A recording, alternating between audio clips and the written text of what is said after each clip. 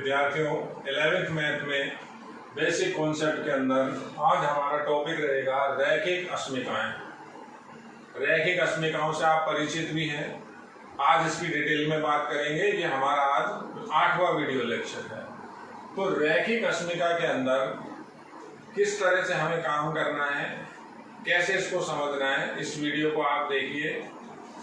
Math के अंदर अगर हम टर्म की बात करें, जब भी हम मैथ के अंदर लिखना चालू करते हैं या उस मैथ को समझना चालू करते हैं तो 3 तरह की टर्म आती है बेटा। तीनों चीजों में से ये तीसरी चीज होती है हमारी अस्मिकाएं। पहले हम रैखिक अस्मिका की बात करेंगे, उसके बाद हम द्विघात अस्मिकाओं को भी देखेंगे। तो 3 तरह की चीजों के लिए सबसे पहली जो चीज है, जो सबसे पहली टर्म है, उसको हम बोलते हैं व्यंजक। व्यंजक यानी एक्सप्रेशन।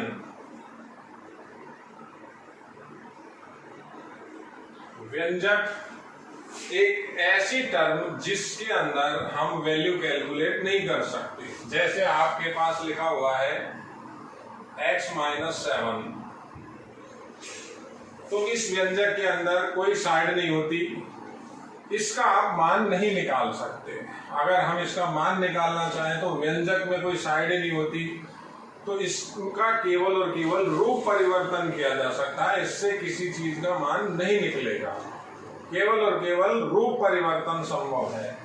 रूप परिवर्तन किस तरह से, देखिए, अगर हम इसे रूप परिवर्तन की टर्म में कैसा भी लिखना चाहें तो ये मैंने इसका रूप परिवर्तन अगली लाइन में किया है। तो अगली लाइन में मैंने रूप परिवर्तन किया या बराबर में रूप परिवर्तन किया, तो मुझे यहाँ इक्वल का निशान लगाना पड़ता है। केवल मेरे पास क्या दिया हुआ था x-7, तो मैंने केवल और केवल रूप परिवर्तन किया। तो यहाँ केवल क्या होता है, रूप परिवर्तित हो जाता है, रूप परिवर्तन हो जाता है।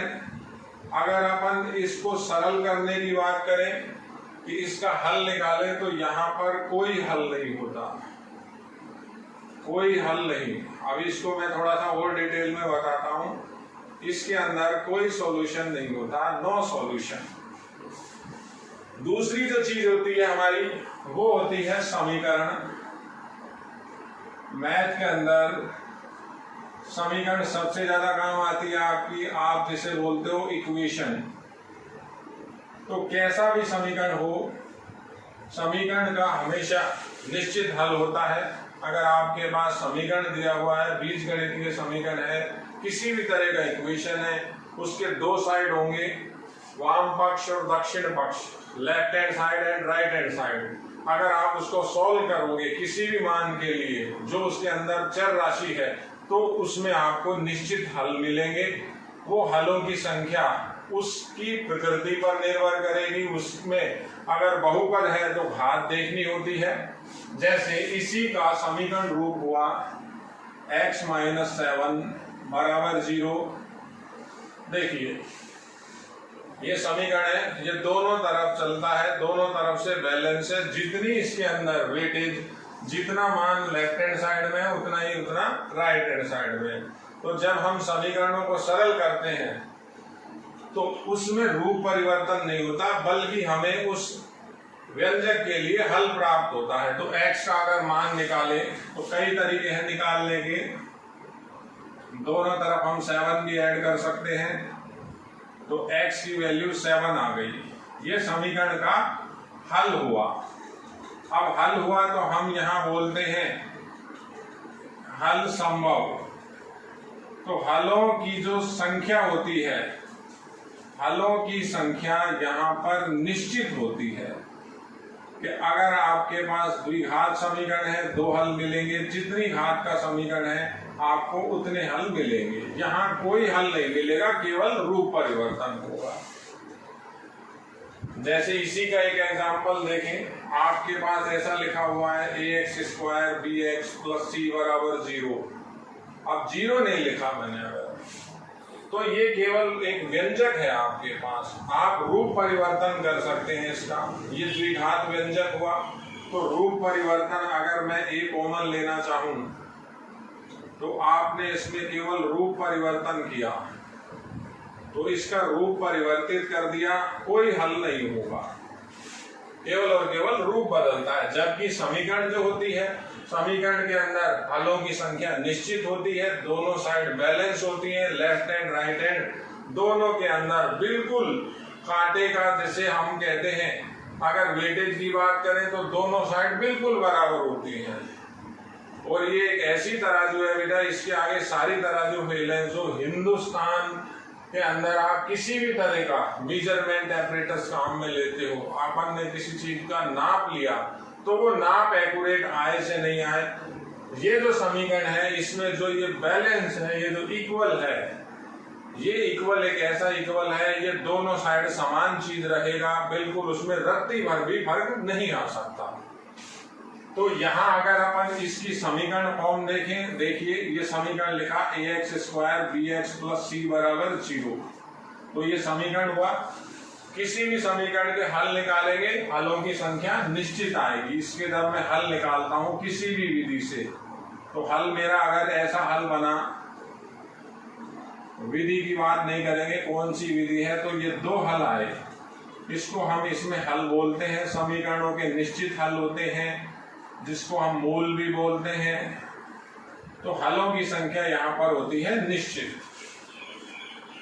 व्यंजक समीकरण। अब हम बात करेंगे अस्मिकाओं की। इन इक्वेशन, समीकाएं यानी समीकरण ए लगा हुआ है आगे, यानी दोनों साइड यहां भी होती हैं, लेफ्ट हैंड और राइट हैंड, लेकिन बैलेंस नहीं होती।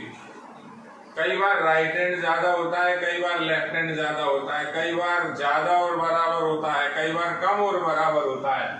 तो अस्मिका की जब हम बात करते हैं तो अस्मिका को हम किस तरह से लेते हैं?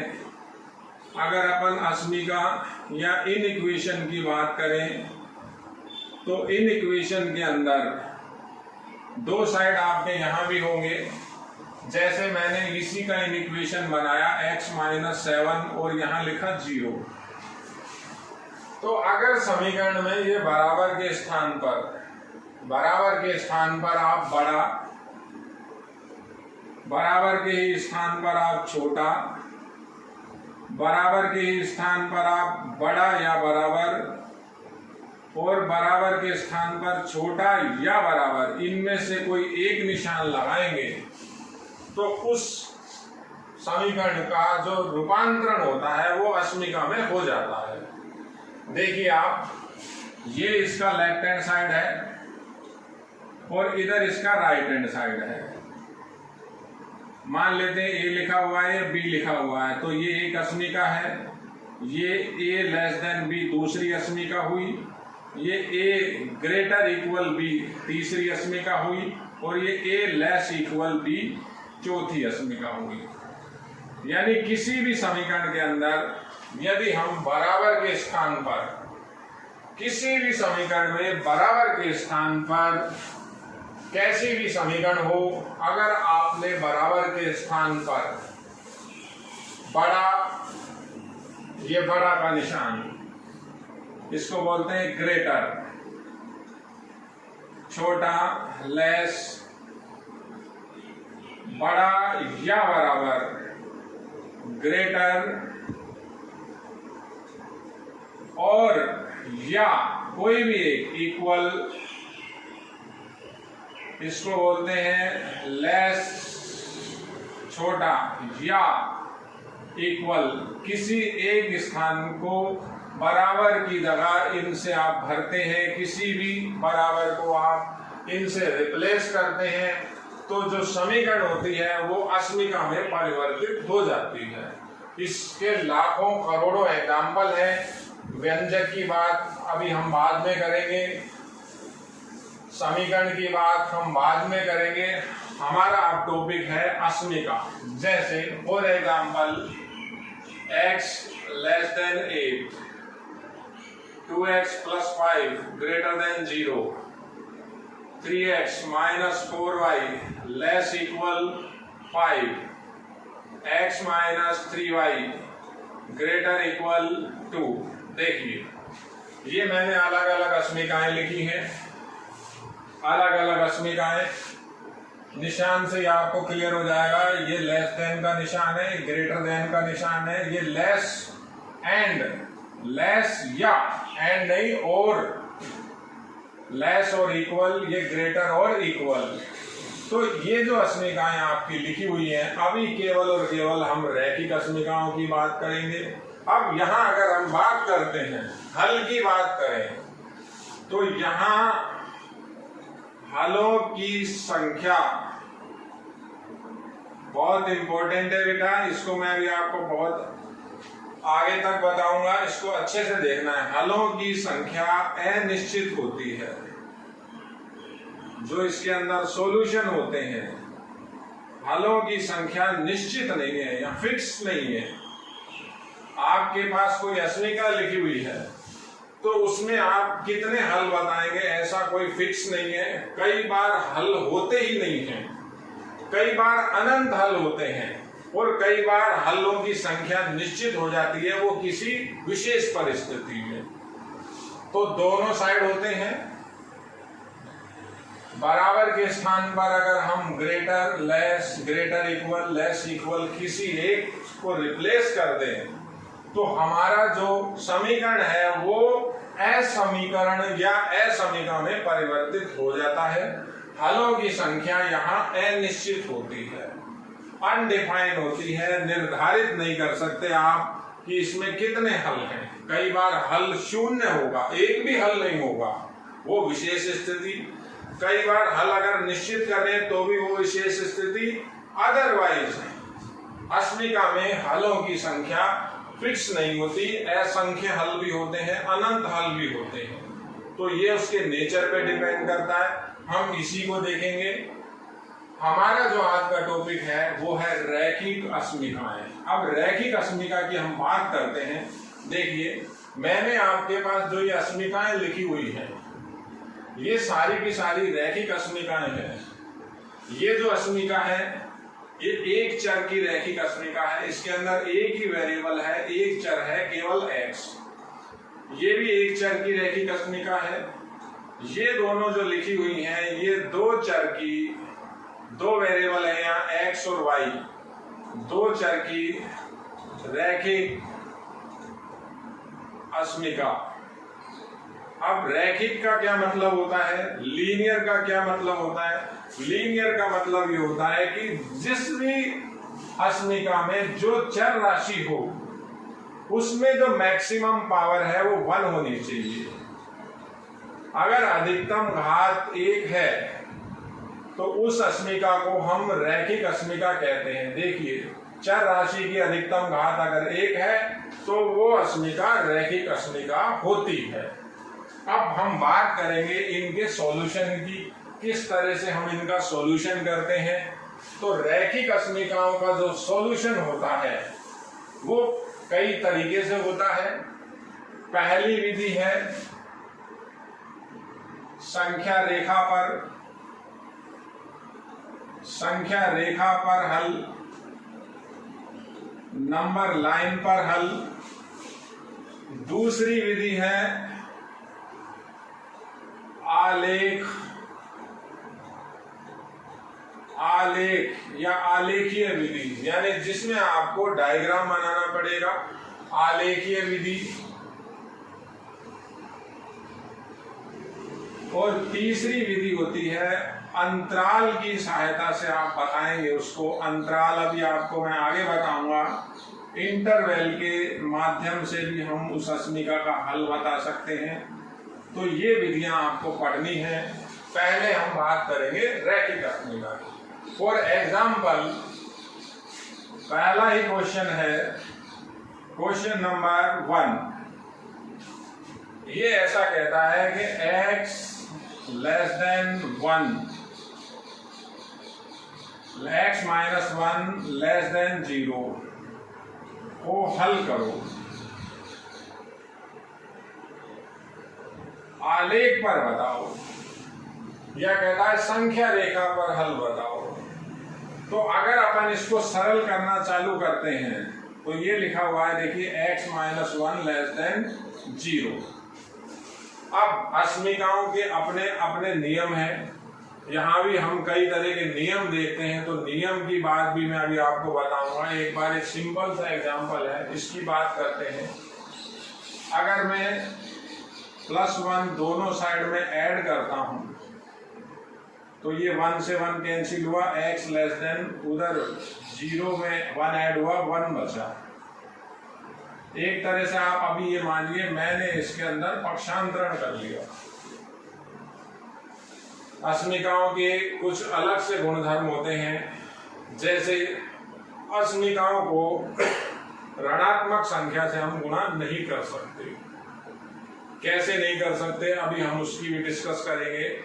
इस वीडियो के 2 या 3 भाग में मैं आपको ये चीजें बताऊंगा। बहुत इंपॉर्टेंट है रैखिक अश्मिका। आप थोड़ा थोड़ा देखिए, एक एक एग्जाम्पल समझिए। ये हर विधि को हम लगाएंगे। बात हम पहले सबसे पहले रैखिक अश्मिकाओं की करेंगे, फिर आपने जिसको कुछ 10th में भी देखा हुआ है, उसके बाद हम द्विघात अश्मिकाओं के अंदर भी आएंगे। तो ये आपके पास अगर इसको मैंने ट्रांसफर किया या दोनों तरफ 1 ऐड किया तो मेरे पास एक अश्मिका आई x लेस देन 1। यानी अगर अपन इसको रीड करें, इसको समझें, तो ये कह रहा है x के वो मान जो 1 से छोटे हैं, इसका आंसर है। अब 1 से छोटा बात करते हैं, 1 से छोटा, तो 1 से छोटा आप मान लिख नहीं सकते। हम बात कर रहे हैं 1 से छोटा, तो बच्चा सीधा कहता है सर 1 से छोटा 0 नहीं। आप बात करेंगे हर तरह की संख्या की, चाहे वो पॉइंट में हो, चाहे वो फ्रैक्शन में हो। 1 से छोटी संख्या को मैं बोर्ड पे नहीं लिख सकता। ये मेरा चैलेंज है। मेरा क्या, हर कोई जानता है 1 से छोटी संख्या को हम रिप्रेजेंट नहीं कर सकते, लिख के नहीं बता सकते। देखिए आप, ये एक नंबर लाइन है। नंबर लाइन का भी आपको कॉन्सेप्ट समझना है। इसको बोलते हैं नंबर लाइन। नंबर लाइन भी आपके लिए बहुत इंपॉर्टेंट है बेटा। इसको मैं एक अलग से वीडियो में बताऊंगा। नंबर लाइन, मान लेते हैं ये सेंटर के अंदर 0 है, तो इस साइड में आप जब सीधे हाथ की तरफ चलेंगे, राइट साइड में चलेंगे, तो नंबर इंक्रीज होते हैं। इधर हमेशा आपको धनात्मक संख्याएं मिलेंगी। और जब आप लेफ्ट साइड की तरफ चलेंगे, पीछे चलेंगे, जैसे आप ग्राफ बनाते हैं तो ग्राफ में भी इसी तरह से करते हैं, इधर जब हम चलेंगे तो हमको नंबर मिलेंगे नेगेटिव। अब इसमें कोई एंड पॉइंट नहीं होता। देखिए, अगर मैंने स्केलिंग करके यहाँ 1 लिखा और यहाँ -1 लिखा, तो इतनी डिस्टेंस को मैंने 1 मान रखा है, तो ऐसे ही आगे चलेंगे, यहाँ आपका 2 आ जाएगा। ऐसे ही आगे आपने स्केलिंग करके यहाँ 3 चला रखा है। ये आपकी नंबर लाइन चल रही है। ऐसे इस साइड में चल रहा है, इधर आपका -2 आ जाएगा। ये आपका कंटिन्यूएशन में चलता रहेगा, नंबर लाइन है। इस नंबर लाइन की कोई रेंज नहीं है। रेंज का मतलब इसमें सारी संख्या आपको मिलेंगी। फॉर एग्जाम्पल, आपने इस नंबर लाइन को लिखना चालू किया। लिखना कैसे चालू किया, मेरे पास अभी आपको केवल ये बताना है x लेस देन 1। तो नंबर लाइन को मैं जैसे लिखना चालू करता हूं, तो आगे आप लिखोगे 4, 5, 6, 7, 8। काउंटिंग को कहां तक लिखोगे, जहां तक आप काउंट कर सकते हो। करोड़, खरब, 10 खरब, 100 खरब, 1000 खरब। लेकिन एक पॉइंट ऐसा आ जाता है, एक सीमा ऐसी आ जाती है जहां हमें उस डिजिट को कैलकुलेट करना या गिनना मुश्किल हो जाता है।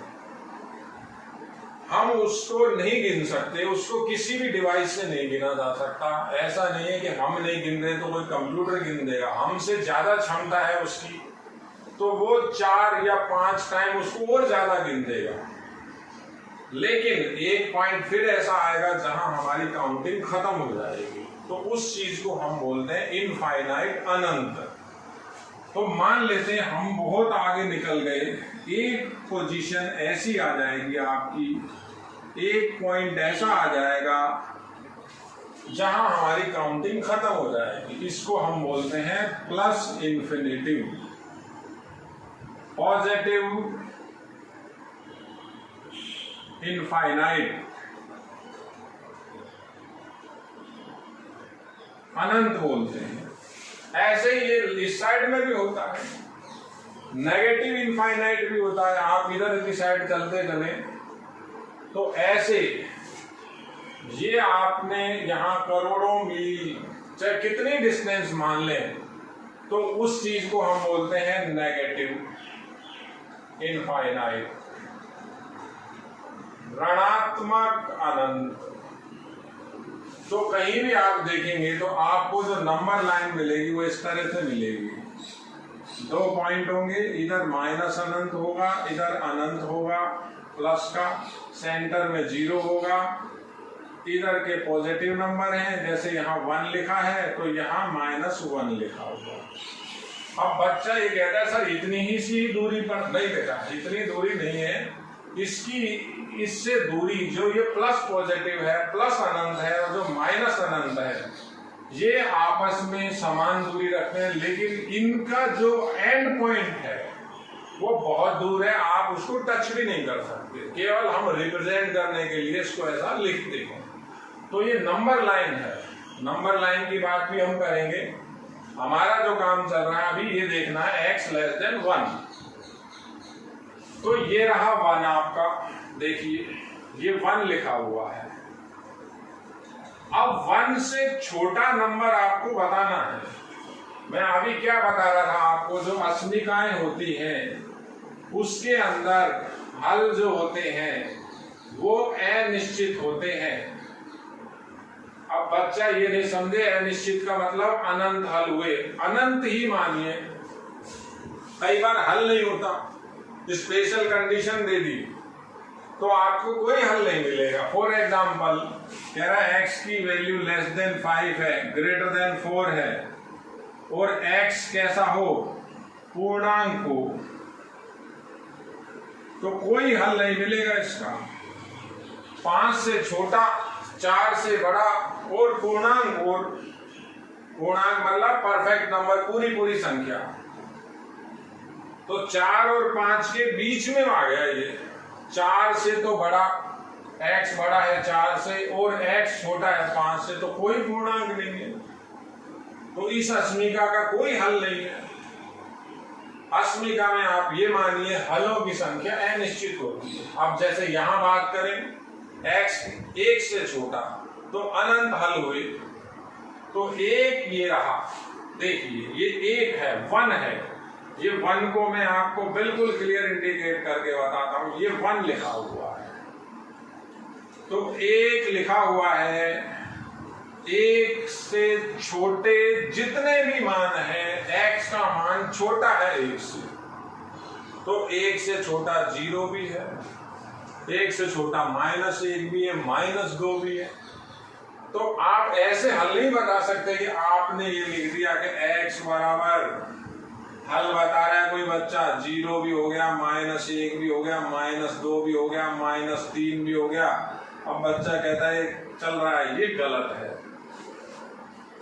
हम बात कर रहे हैं x की वैल्यू लेस देन 1, 1 से छोटा। तो अगर हम 1 से जस्ट छोटी संख्या देखना चाहें तो आप उसको लिख नहीं सकते। कोई बच्चा ये कहता है कि सर 1 से छोटी संख्या ये हुई सर x बराबर 0.9999। ये बच्चे ने 1 से छोटी संख्या बताई, तो दूसरा बच्चा इससे भी छोटी बता देगा, 1 9 और लगा देगा। ये 1 से छोटी और छोटी संख्या एक बच्चा और बता देगा, 1 9 और लगा देगा। तो ऐसे में हम क्या करते हैं, हम केवल नंबर लाइन पर ही उसको बताते हैं। किस तरह से बताते हैं, देखिए ये जो हलों की बात हो रही है, ये संख्या रेखा पर हल अगर मैं करना चाहूं तो कैसे लिखेंगे, देखिए आप समझिए। ये नंबर लाइन है, ये दोबारा नंबर लाइन बनाई, ये सेंटर में 0 बनाया, ये 1 बनाया, ये 1 है। 1 से छोटा आपको इधर की तरफ टर्न करना पड़ेगा। ये ब्रैकेट है, इसको इधर की तरफ अपन जब जाएंगे, देखिए 1 को मैंने छोड़ दिया, 1 नहीं, 1 से छोटा इधर अब आप चलते चले तो ये लाइन के ऊपर जितने भी पॉइंट हैं, ये लाइन सभी हलों को व्यक्त कर रही है। अब बच्चा कहता है सर कहां तक चलना है? जब तक इधर की तरफ का जो माइनस अनंत है उसको भी आप नहीं ले सकते, तो माइनस अनंत से आपको बढ़ा लेना है। ये इसका डायग्राम है, इसकी हम अभी डिटेल में डिस्कस करेंगे। आपको मैं इंटरवल सिस्टम बताऊंगा, अंतराल विधि बताऊंगा। मैं केवल अभी आपको परिचय दे रहा हूं, मैं कोई क्वेश्चन नहीं कर रहा।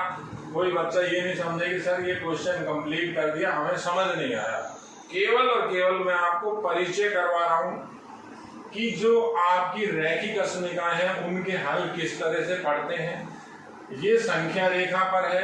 अगर अंतराल विधि में हम लिखेंगे तो अंतराल विधि में हम इस तरह से लिखेंगे, इसकी बात भी बाद में करेंगे। मैं आज आपको केवल और केवल आलेखीय विधि बताऊंगा।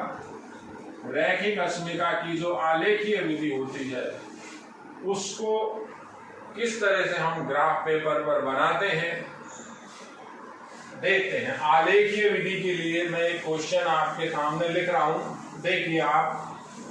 तो पहला जो आपका पॉइंट सामने आया है, जो पहली बात आज आपने समझी है वो बात ये है कि अगर हम किसी भी समीकरण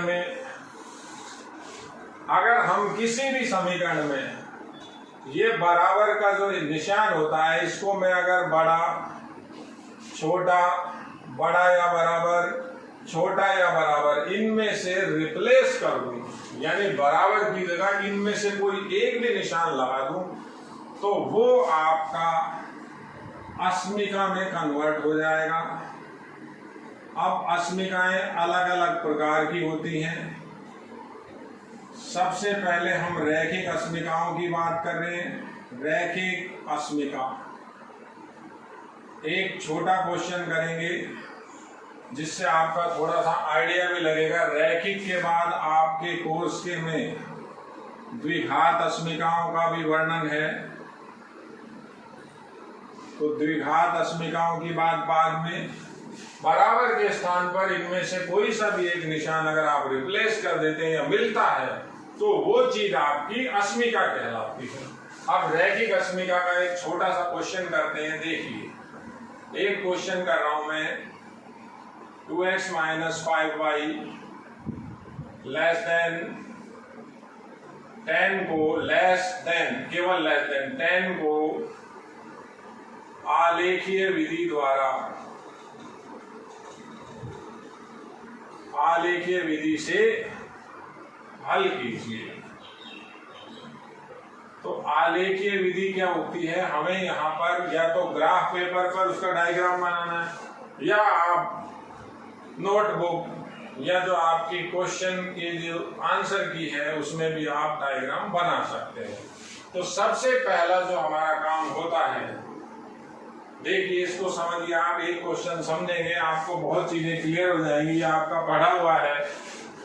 तो सबसे पहला काम होता है, जो भी अस्मिका हो, जो भी आपकी अस्मिका हो उसका आप संगत समीकरण लिखिए।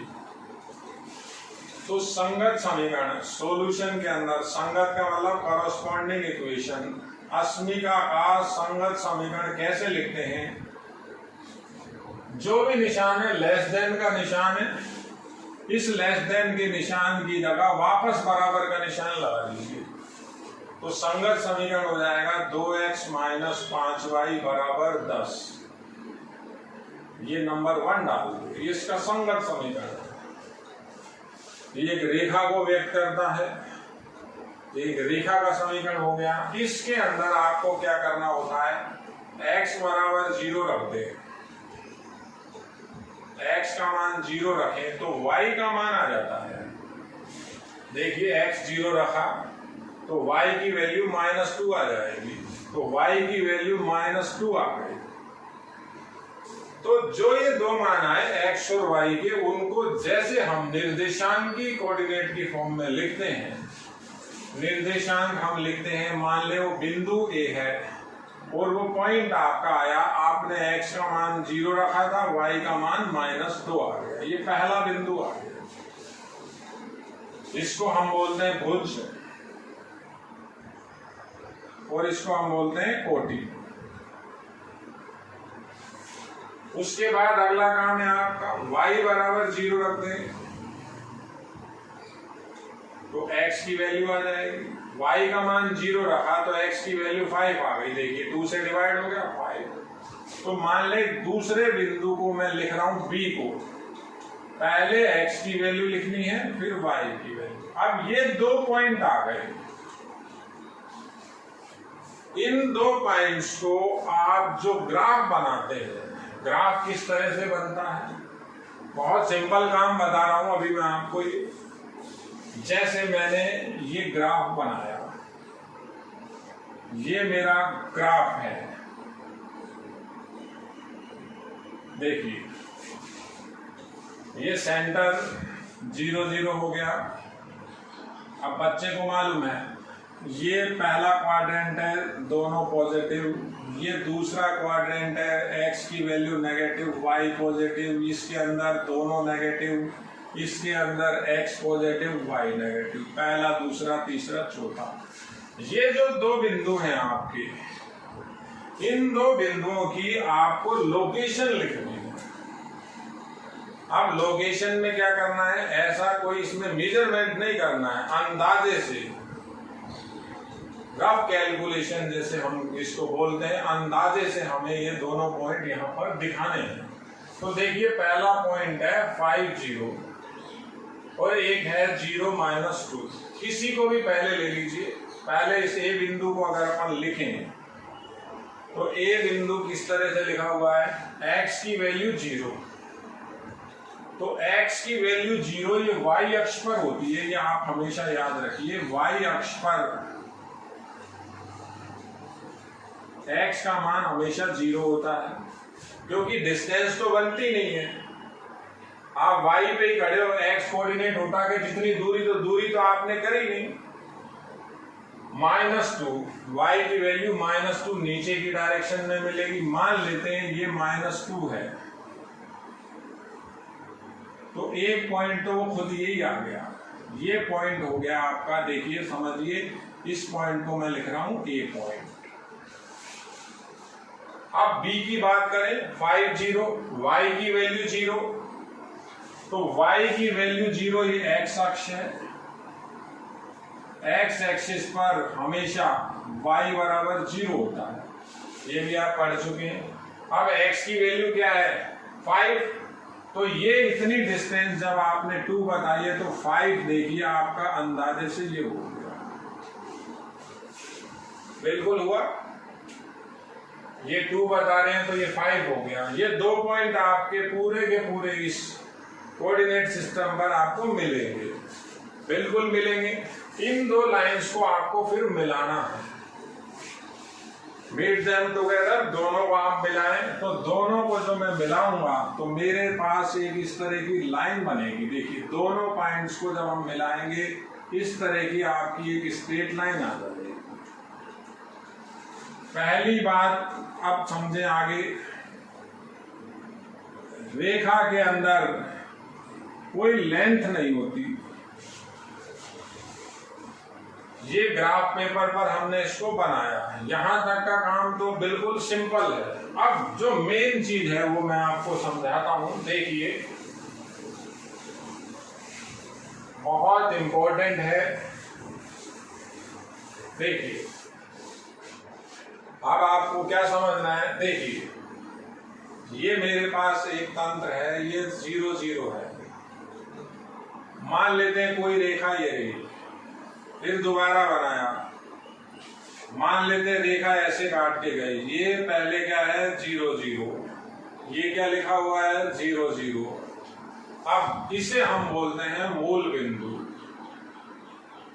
ये होता है मूल बिंदु, जिसको बोलते हैं ओरिजिन, उद्गम स्थल। यहीं से पॉइंट की हम कैलकुलेशन करते हैं। ये हुआ आपका ओरिजिन।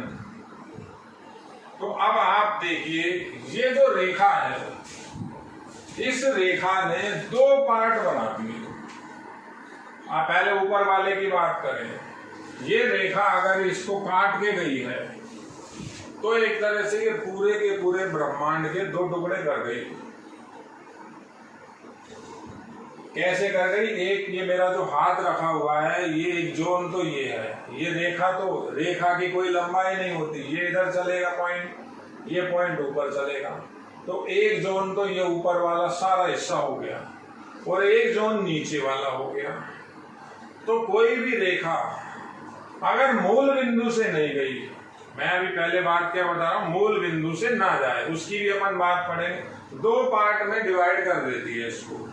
जो ऊपर वाला पार्ट है वो है मूल बिंदु की विपरीत दिशा, मूल बिंदु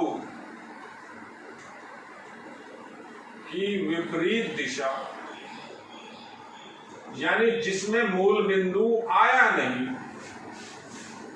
मूल बिंदु तो इस नीचे वाले डायरेक्शन के अंदर है।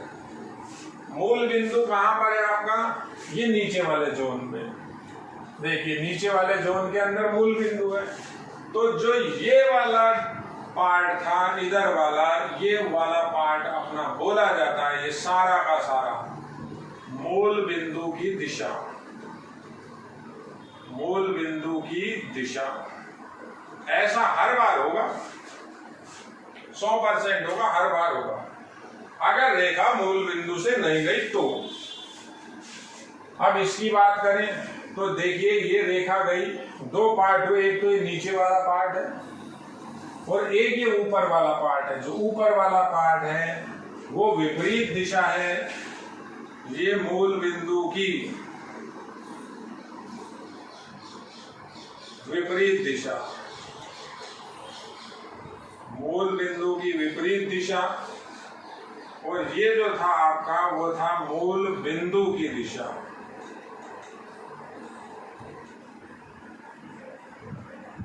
देखिए, जिसमें मूल बिंदु है। अब हम क्या करते हैं, हम हमारी अस्मिका देखते हैं। हमने अभी अस्मिका लिखी थी, अस्मिका शायद आपकी ऐसी लिखी हुई थी, 2x - 5y < 0। ये अस्मिका लिखी हुई थी, जिसका मैंने संगत समीकरण लिखा था। x की वैल्यू 0 रखी थी, x की वैल्यू 0 रखी थी, यहाँ था 10, x की वैल्यू 0 रखी थी, y की वैल्यू -2 आई थी। ये रहा वो पॉइंट 0 और -2, और ये पॉइंट था आपका 50। देखिए,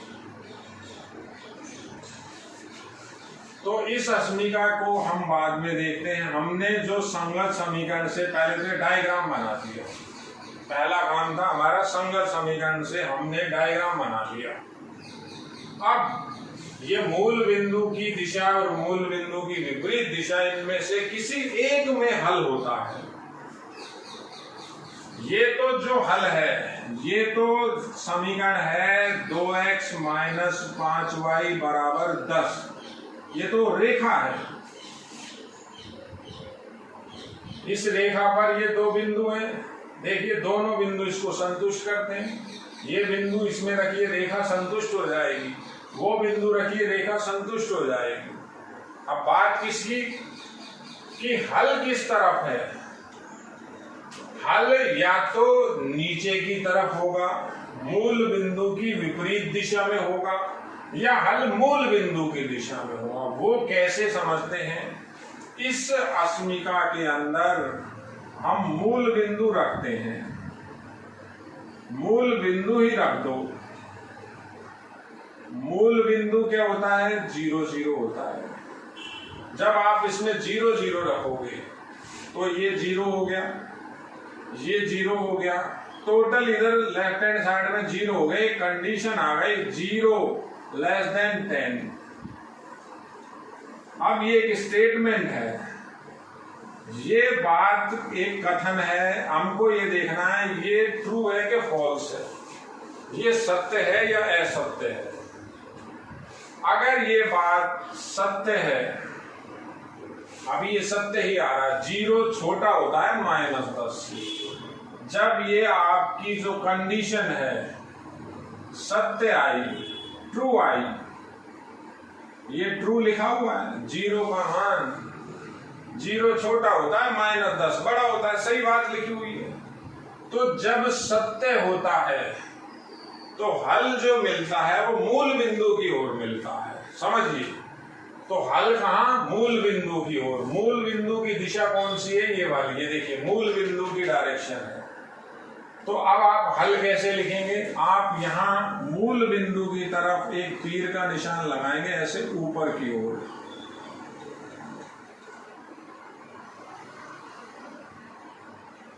या तो आप यहीं छोड़ दीजिए, बिल्कुल सही है, या आप इसको छायांकित कीजिए, बिल्कुल हल्की लाइनों से आप इसको छायांकित करेंगे इस तरह से। ये जो आपका हल बनेगा, ये हल क्षेत्र बन रहा है, देखिए आपका जो हल क्षेत्र मिला वो आपका मूल बिंदु की साइड में जा रहा है, हल मूल बिंदु की ओर है। ये इसका डायग्राम है। अगर अस्मिका मान लेते हैं मेरे पास लेस देन की जगह ग्रेटर देन होती, अस्मिका लेस देन की जगह ग्रेटर देन होती, तो ये ग्रेटर देन आया। अब ये बात असत्य हो जाती, 0 बड़ा है 10 से, नॉट इक्वल, 0 10 से बड़ा नहीं है, तो असत्य होती। तो हल क्षेत्र मूल बिंदु के विपरीत दिशा में मिलता, तो मैं तीर का निशान इस डायरेक्शन में लगाता, हल क्षेत्र को मैं इधर बनाता। देखिए ये आपका पढ़ा हुआ है काम, अपन इसी पे डिस्कस करेंगे। रैखिक अस्मिकाओं को, ये केवल एक रैखिक अस्मिका का हल था, अब 2-2 का पेड़ आएगा, 2 अस्मिकाओं में उभयनिष्ठ क्षेत्र पूछेगा। तो ये बहुत इंपॉर्टेंट टॉपिक है बेटा, इसी पे अपन डिस्कस करेंगे कल भी। अपना जो नवा वीडियो लेक्चर होगा वो भी इसी बेस पे होगा, रैखिक अस्मिकाओं का हल देखेंगे। यहाँ तक आप समझिए, मैंने आपको व्यंजक, समीकरण और अस्मिकाओं से परिचित कराया है, केवल एक छोटा सा क्वेश्चन किया है। अगर समीकरण में बराबर के स्थान पर इनमें से कोई सा भी एक संकेत आपको मिलता है तो उसे हम इनइक्वेशन बोलते हैं। और किसी भी अस्मिका में अगर कोई पूछता है तो हलों की संख्या, तो हम कहते हैं हल अनिश्चित है। अब हल कितने हुए, आप हल इसके काउंट नहीं कर सकते। देखिए हर पॉइंट का हल है, एक जितने मैं मार्कर से पॉइंट बनाऊंगा ये सब इसके हल हैं। एक्स के 2-2 मान है, हर एक बिंदु पर हल है। ये अगर कोई बिंदु है तो इसकी मेजरमेंट हो जाएगी, यहाँ से यहाँ तक की दूरी जो होगी वो एक्स कोऑर्डिनेट होगी, ये दूरी इसकी वाई कोऑर्डिनेट होगी। ये जो भी बिंदु आएगा ये इस अस्मिका को संतुष्ट करेगा। तो हल अनिश्चित हुए किसमें? अस्मिकाओं में। कई बार हल संभव ही नहीं होते, जैसा मैं आपको बताया, कोई भी पूर्णांक अगर मैं कह रहा हूं x का मान छोटा है 9 से, बड़ा है 8 से, और x कोई पूर्णांक हो, पूरी संख्या हो, तो कोई हल नहीं होगा, x का कोई सॉल्यूशन ही नहीं निकलेगा। थोड़ा आप इन चीजों को देखिए बेटा, इसके बाद अपन बात करेंगे अगले वीडियो में। धन्यवाद।